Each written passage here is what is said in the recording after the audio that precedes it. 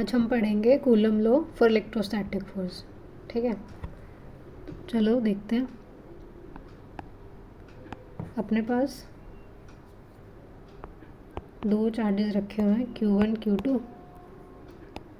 और इनके बीच का सेपरेशन है कैपिटल R। तो जो कूलम लॉ है वो इलेक्ट्रोस्टैटिक फोर्स बताते हैं इनके बीच में कितनी लगेगी। तो स्टेट करती है the force between these two charges is directly proportional to the product of the magnitude of charges and inversely proportional to the square of the distance between them। मतलब F प्रोपोर्शनल होगा Q1 Q2 के product के और inversely proportional होगा जो बीच में distance है उसके स्क्वायर के। ठीक है, तो हमने यहाँ पे लिख दिया इसको that the electrostatic force between the two charges is directly proportional to the product of the magnitude of the two charges and inversely proportional to the square of distance between them। Okay, तो चलो ये proportionality constant, ये proportionality sign हटाते हैं, further solve करते हैं।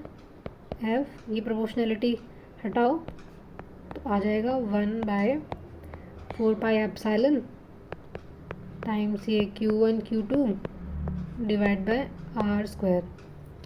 यहाँ पे एक नया सिंबल देखा होगा आपने, ये इसको बोलते हैं एप्सिलॉन। इसके बारे में पढ़ते हैं कि होता क्या है। एप्सिलॉन होता है electrical permittivity of the medium.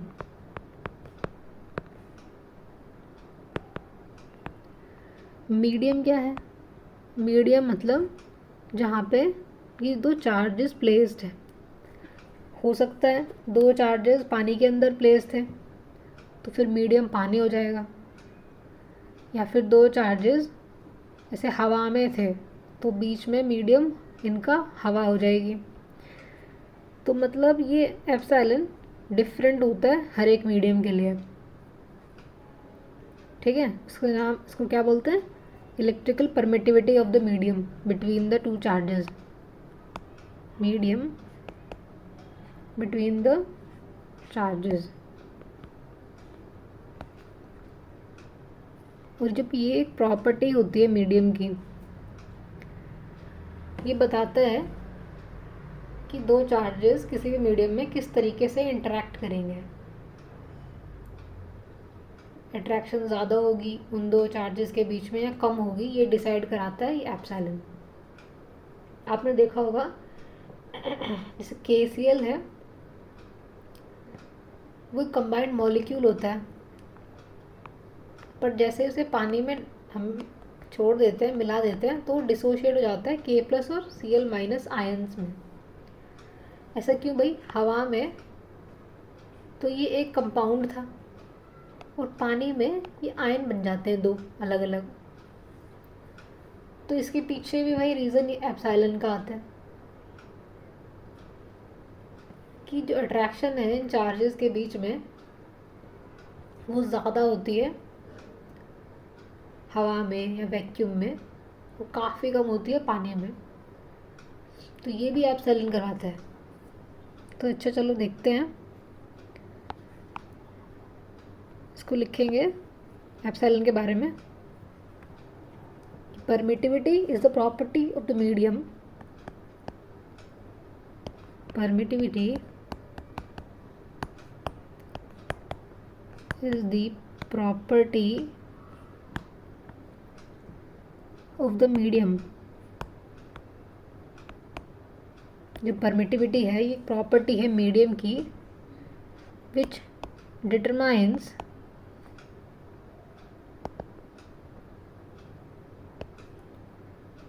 the ease with which the charges can interact with each other। दो चार्जेस आपस में इंटरेक्ट कैसे करते हैं बताओ। या तो वे आपस में अट्रैक्ट करते हैं एक दूसरे को,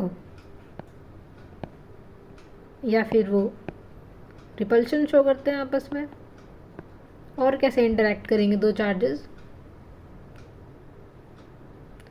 तो ये परमिटिविटी बताता है the ease with which charges can interact. तो चलो इसे और फर्दर समझते हैं कि ये होता क्या है। और फ्री स्पेस में क्या लिखते हैं इसको? अच्छा, ये एक्सप्रेशन देखो, ये वाला, ये एक्सप्रेशन देखो, ठीक है।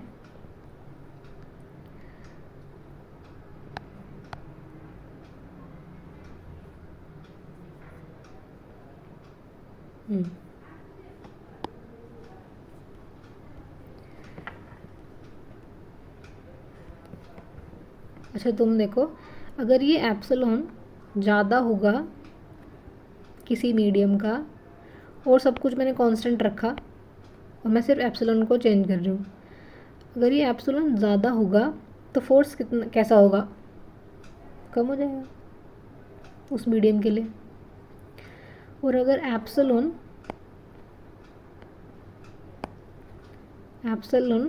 कम होगा किसी मीडियम का तो फोर्स कैसा हो जाएगा? इन्वर्सली प्रोपोर्शनल है तो ज़्यादा हो जाएगा। आपको शायद इन्वर्स प्रोपोर्शनैलिटी पता हो और डायरेक्ट प्रोपोर्शनैलिटी पता हो, तो नहीं पता तो देखो सीख लेते हैं, आखिर कभी तो सीखना ही पड़ेगा। ये देखो,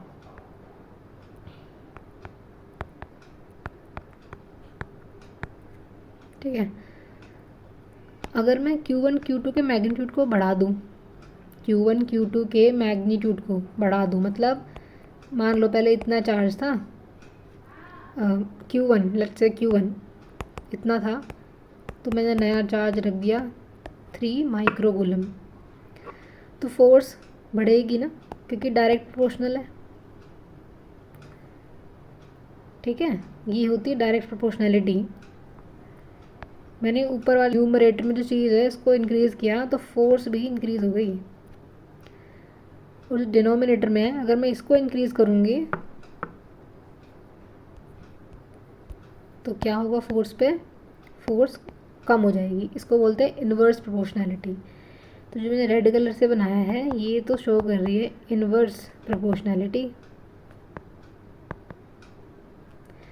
और जो मैंने पिंक कलर से बनाया है एरो, ये शो कर रही है डायरेक्ट प्रोपोर्शनैलिटी।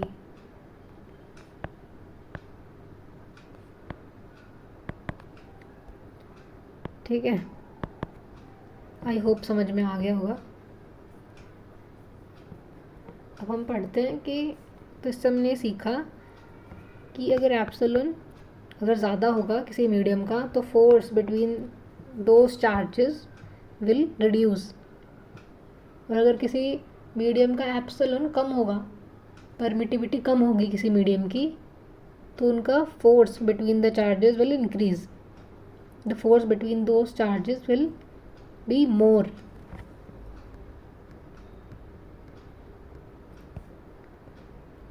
तो अगर तो आपको समझ में आता है तो हम आगे लिखेंगे higher the permittivity of the medium, higher the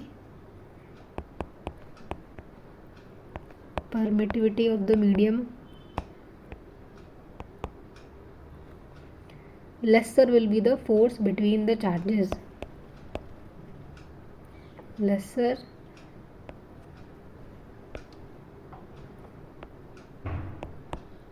will be the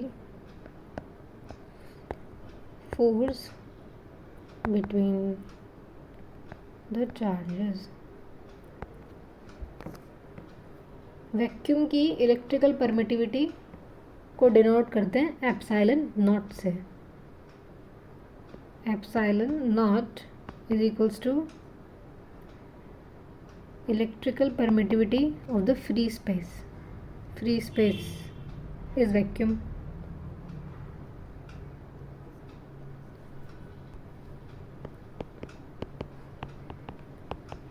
इसको भी लिखते हैं epsilon naught electrical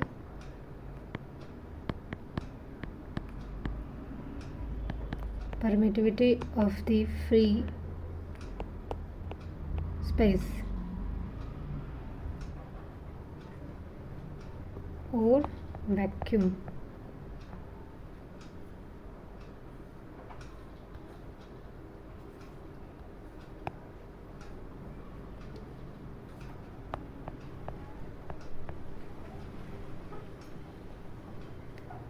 slash air,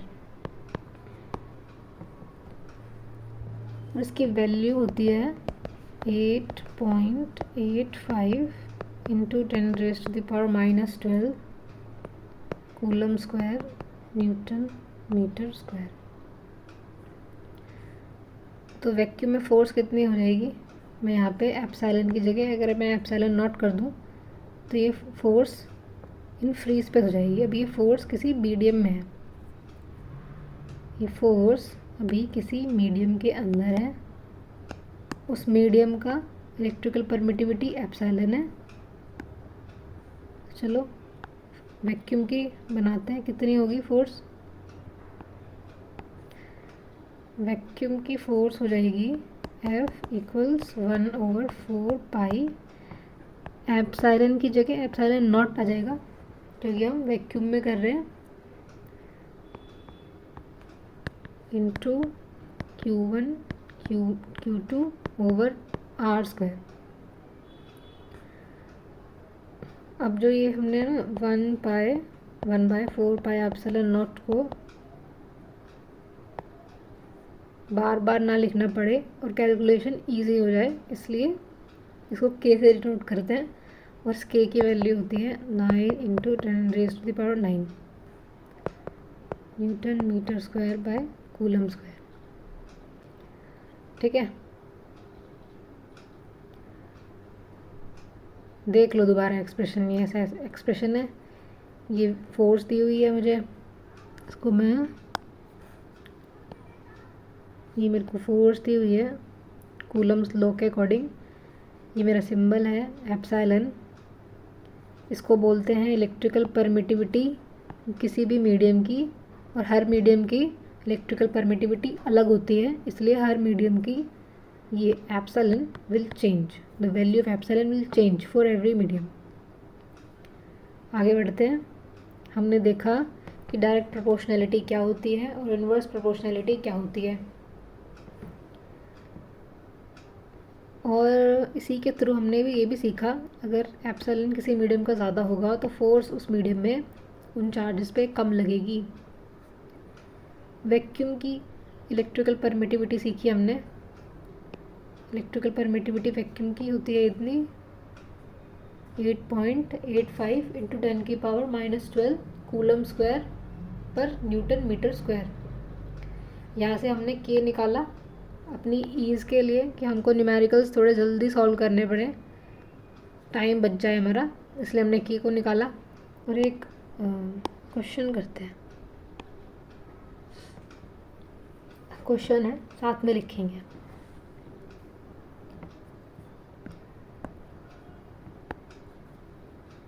question है 2 चार्जेस of 5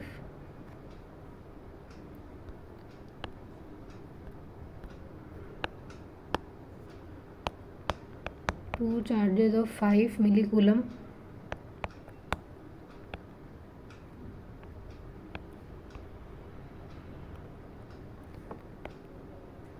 and 2 microcoulomb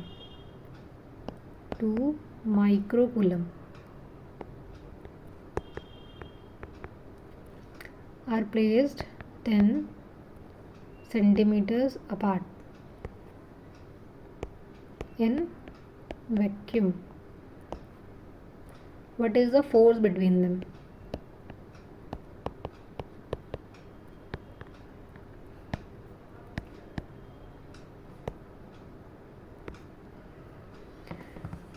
चलो फोर्स निकालते हैं इनके बीच की. तो दो चार्जेस गिवन है. एक है 5 मिली कूलम, 5 मिली कूलम, और दूसरा चार्ज कितना है 2 माइक्रो कूलम. मिली कितना होता है 10⁻³ माइक्रो कितना होता है 10⁻⁻6. सो मेरा Q1 दिया हुआ है, ये मुझे Q1 दिया हुआ है 5 मिली कूलम, Q2 दिया हुआ है 2 माइक्रो कूलम, और मुझे बोला गया देयर प्लेस्ड 10 सेंटीमीटर्स अपार्ट. तो distance between the two charges कितना दिया हुआ है R 10 सेंटीमीटर्स, और मीडियम दिया हुआ है वैक्यूम. तो मतलब मुझे एप्सिलॉन नॉट यूज़ करना पड़ेगा. ठीक है, इस R को मीटर में चेंज करो, कितना हो जाएगा 10⁻⁻² मीटर्स. मतलब R है 10⁻⁻1 मीटर. और फोर्स का फॉर्मूला क्या होता है, that force is equals to 1/4πε0 times Q1 Q2 by R². और मुझे पता है 1/4πε0. नॉट क्यों यूज़ हुआ, क्योंकि गिवन था मीडियम वैक्यूम है. This epsilon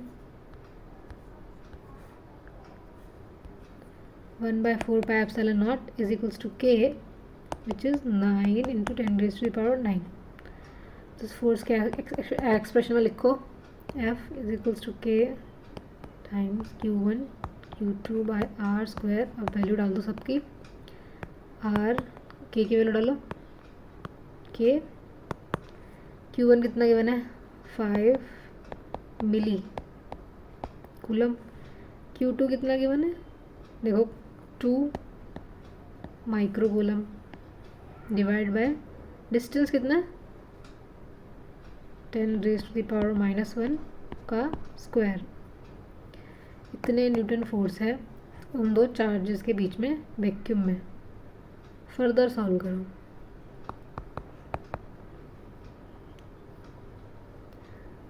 this is micro ना, तो इसको ऐसे लिखेंगे 2 × 10⁻⁻6.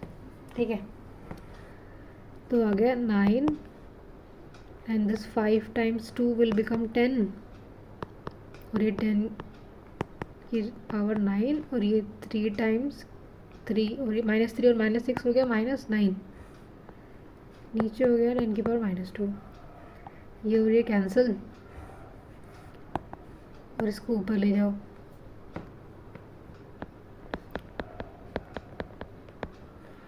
तो कितना आ गया 9000 न्यूटन. फोर्स इन दोनों चार्जेस के बीच में है 9000 न्यूटन. ये तो मैग्नीट्यूड है फोर्स का.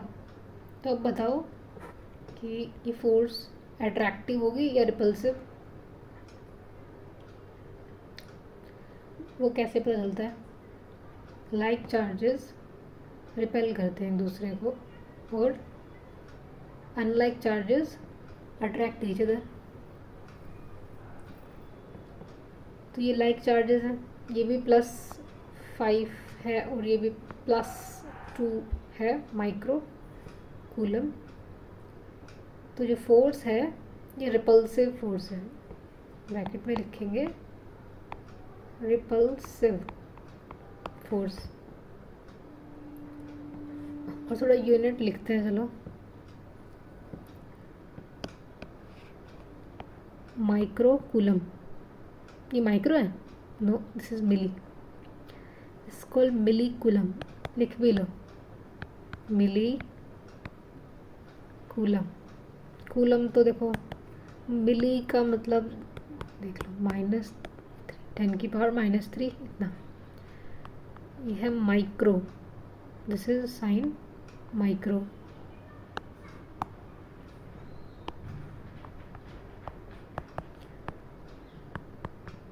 माइक्रो कूलम, ठीक है। इसकी वैल्यू होती है 10⁻⁻6 कूलम, ठीक है। ठीक है, nano coulomb 10⁻⁹ coulomb. Pico coulomb 10⁻⁻12 coulomb.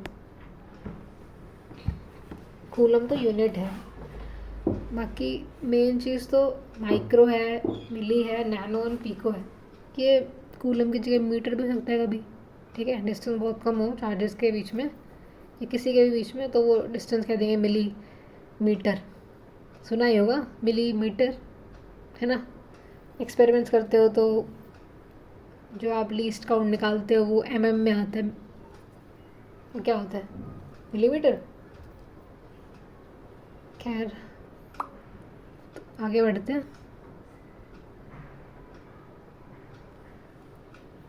एक और क्वेश्चन सॉल्व करेंगे। अच्छा चलो ये करते हैं।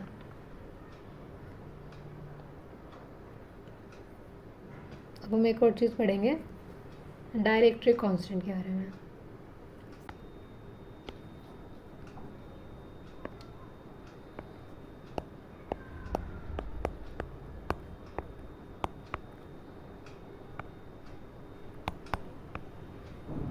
डायलेक्ट्रिक कांस्टेंट, नाम में लिखा है कांस्टेंट, मतलब ये एक कांस्टेंट है पर एक मीडियम का होता है।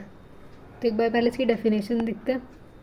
तो dielectric constant of a medium is the ratio of permittivity of the medium to the permittivity of the free space. इसको डिनोट करते हैं एप्सिलॉन आर से, ठीक है। डायरेक्ट्रिक कांस्टेंट को डिनोट करते हैं एप्सिलॉन आर से, और ये होता है permittivity of the medium divide by permittivity of the free space. ये इसका फॉर्मूला है, ठीक है।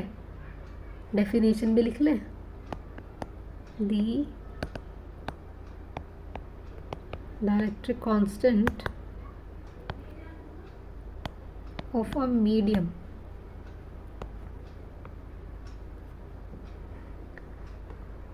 is the ratio of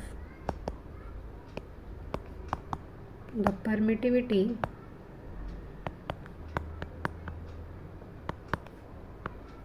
of the medium to the permittivity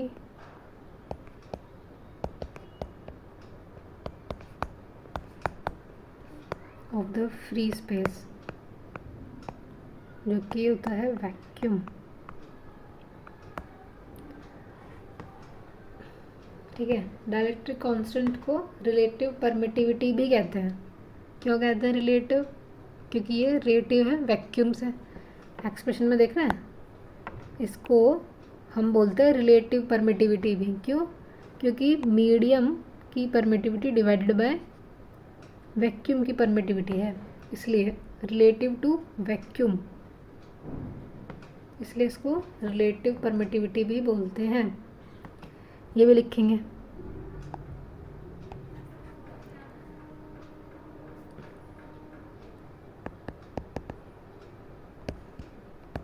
dielectric constant is also called relative permittivity। Answer है क्यों भाई? क्योंकि भाई ये रिलेटिव है वैक्यूम की परमिटिविटी से। इस एक्सप्रेशन में हमने मीडियम की परमिटिविटी को वैक्यूम की परमिटिविटी से डिवाइड किया है, इसलिए रिलेटिव है वैक्यूम की परमिटिविटी से, इसीलिए इसको रिलेटिव परमिटिविटी कहते हैं। है डायलेक्ट्रिक कांस्टेंट, ठीक है। इसके थ्रू चलो देखो ये फॉर्मूला, ये बना ना, हमारा फॉर्मूला बना epsilon r is equals to epsilon by epsilon naught. यहाँ से मैं एप्सिलॉन निकाल लूँ, is equals to epsilon r into epsilon naught, और अपने फोर्स के फॉर्मूला में डाल दो। मेरा फोर्स का फॉर्मूला क्या था? मीडियम में फोर्स इन मीडियम ये था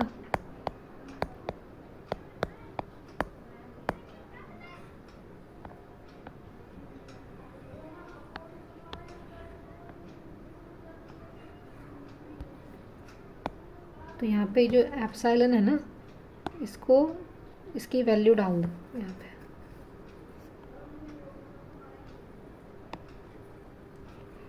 कितना हो जाएगा 1/4 पाई एप्सिलॉन की वैल्यू क्या है, epsilon r times epsilon naught into Q1 Q2 over r square. अच्छा मैं यहाँ पे m लिख देती हूँ, ये मीडियम का है, ठीक है।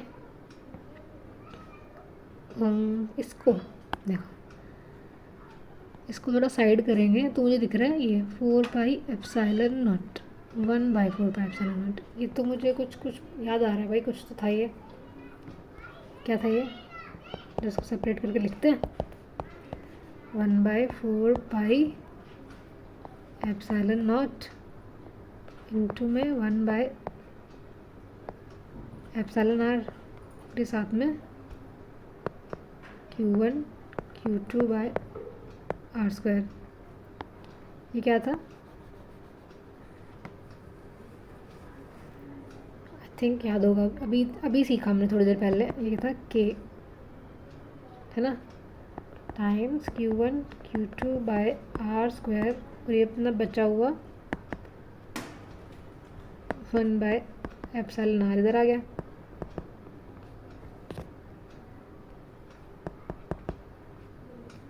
अच्छा ये जो है ये फोर्स किस में है, वैक्यूम में है ना, तो इसको मैं लिख दूँ कि तो भाई फोर्स है वैक्यूम की, this is equals to force in vacuum divide by epsilon are.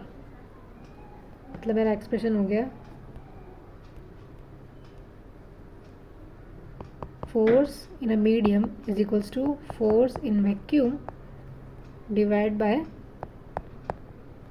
relative permittivity और डाइलेक्ट्रिक कांस्टेंट। भाई इस एक्सप्रेशन से ना मैं तुम्हें एक क्वेश्चन पूछती हूँ इस एक्सप्रेशन के थ्रू। वैक्यूम में मुझे पता है कि ये हमेशा एक पॉजिटिव क्वांटिटी होती है, एप्सिलॉन आर हमेशा एक पॉजिटिव क्वांटिटी है, ठीक है। तो अब तुम बताओ फोर्स मीडियम में ज़्यादा होगी या वैक्यूम में?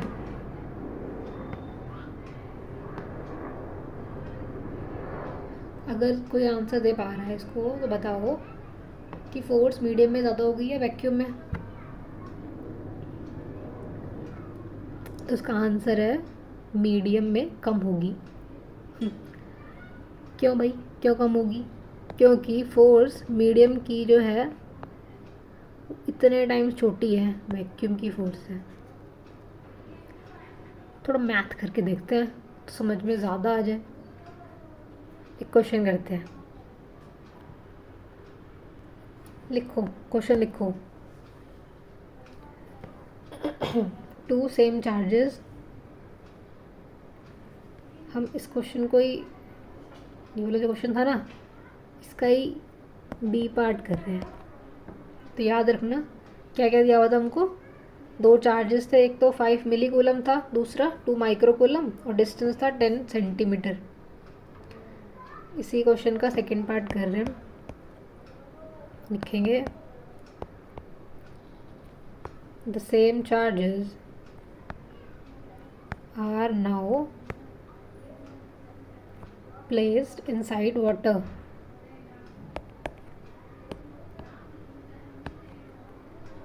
having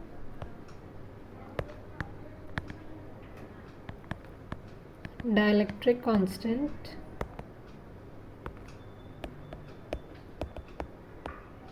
ET1. What will be the force between the charges now?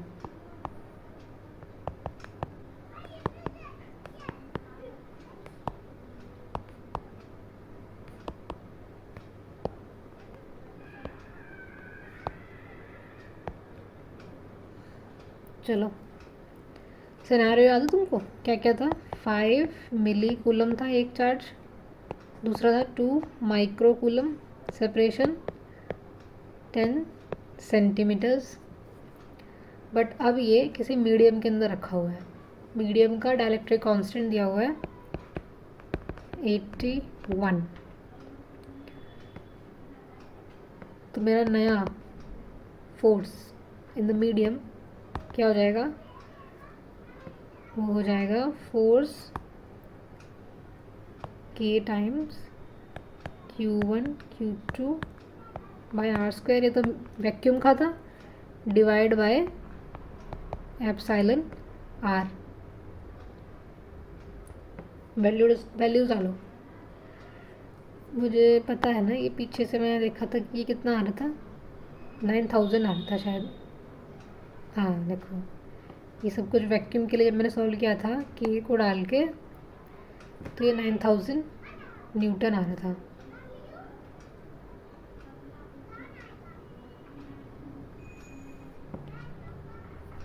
This is equals to 9000 newton divide by 81।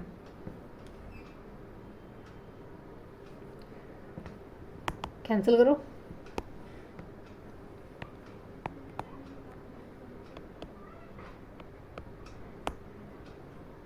Further करो।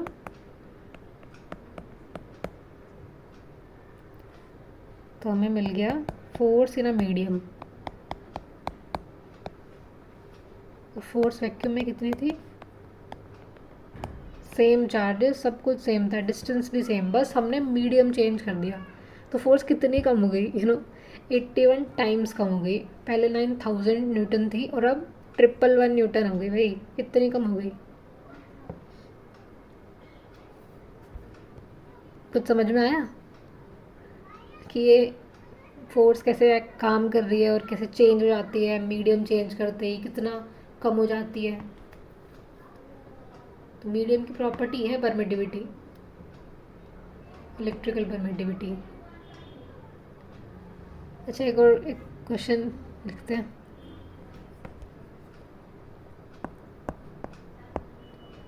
Why does KCl, potassium chloride, dissociate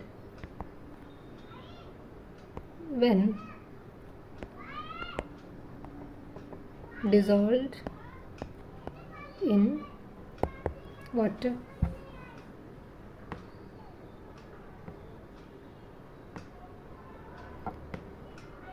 सब शायद इसको आंसर कर पा रहे होंगे। क्यों? कि वाटर की इलेक्ट्रिकल परमिटिविटी कितनी होती है बेटा? 81। रिलेटिव परमिटिविटी होती है 81, और उसकी वजह से ये डिसोशिएट हो जाता है K+ और Cl- में। ठीक है, चलो एक और क्वेश्चन कर लेते हैं, फिर एंड करेंगे। ये वाला एक और क्वेश्चन लिख लो। क्वेश्चन है, two charges when placed in vacuum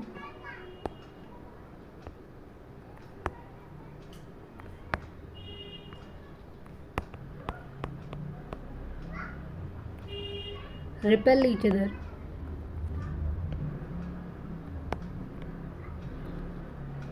with the force F.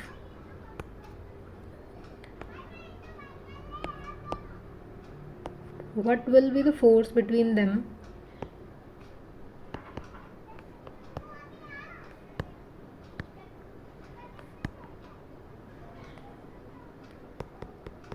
if they are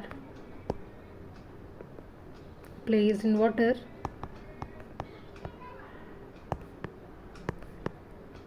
at double the original distance?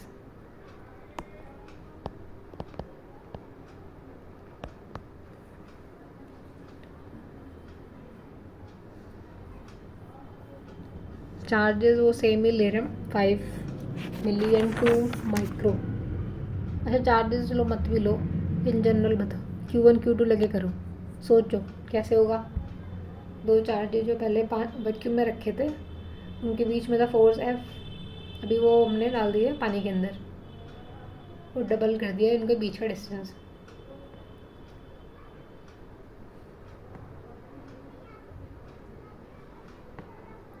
सोचो सोचो कैसे करेंगे।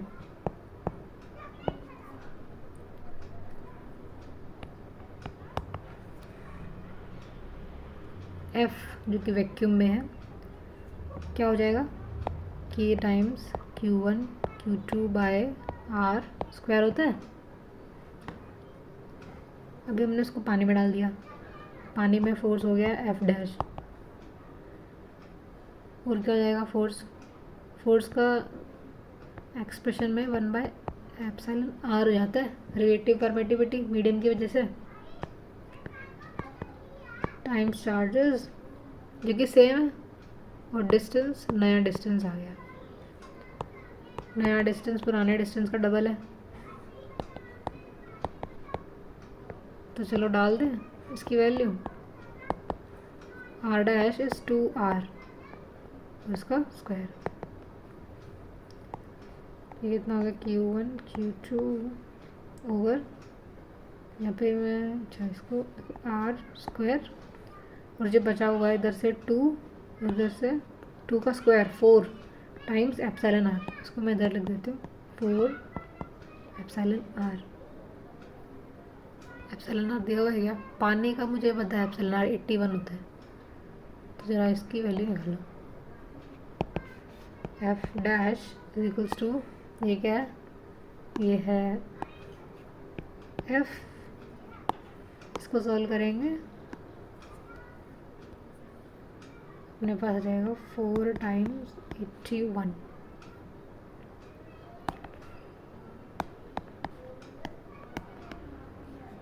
तो जो नया फोर्स आएगा वो पुराने फोर्स का इतना छोटा हो जाएगा। क्या क्या हमने मॉडिफाई कैसे किया सिस्टम को, पहले वैक्यूम में था मॉडल, हमारा मॉडल हमारा आ गया पानी के अंदर, ठीक है, और साथ में डिस्टेंस भी हमने डबल कर दिया, तो फोर्स 324 टाइम्स कम हो जाएगा इस मीडियम में, ठीक है।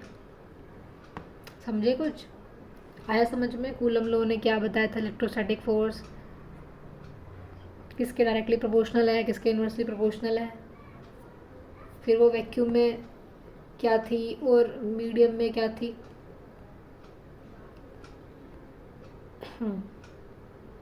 वैक्यूम में और मीडियम में प्रॉपर्टी की वजह से अलग अलग आ रही थी, परमिटिविटी की वजह से, हाँ यहाँ से, ठीक है। फिर हमने ये के निकाला था, फिर हमने एक क्वेश्चन भी सॉल्व किया था कि कितनी फोर्स होगी बिटवीन द टू चार्जेस, और हमने देखा कि मैग्नीट्यूड तो पॉजिटिव होता है, पर रिपल करेगी या अट्रैक्ट करेंगे दो चार्जेस आपस में, वो तो डिसाइड करा जाएगा कि वो सेम चार्जेस हैं, मतलब लाइक चार्जेस हैं, पॉजिटिव पॉजिटिव हैं तो लाइक, नेगेटिव नेगेटिव है दोनों तो भी लाइक ही है, पर अगर पॉजिटिव नेगेटिव है तो दे विल अट्रैक्ट। हमने ये यूनिट्स पढ़ी थी, इसको थोड़ा सा मैं सही से लिख दूँ, कूलम हटा देते हैं क्योंकि कूलम की जगह तो देखो कुछ और भी सकता है।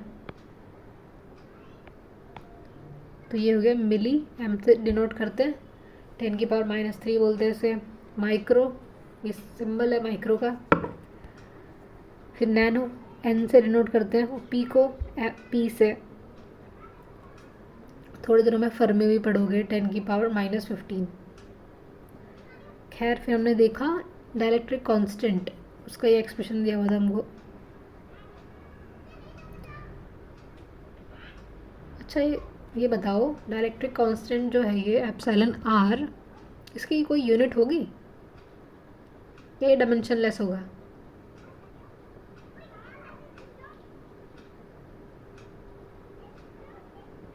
जो यूनिट एप्सिलॉन की है ऊपर वही एप्सिलॉन नॉट की है, तो उसकी तो कैंसिल हो जाएगी, तो ये एक डायमेंशनलेस क्वांटिटी होगी,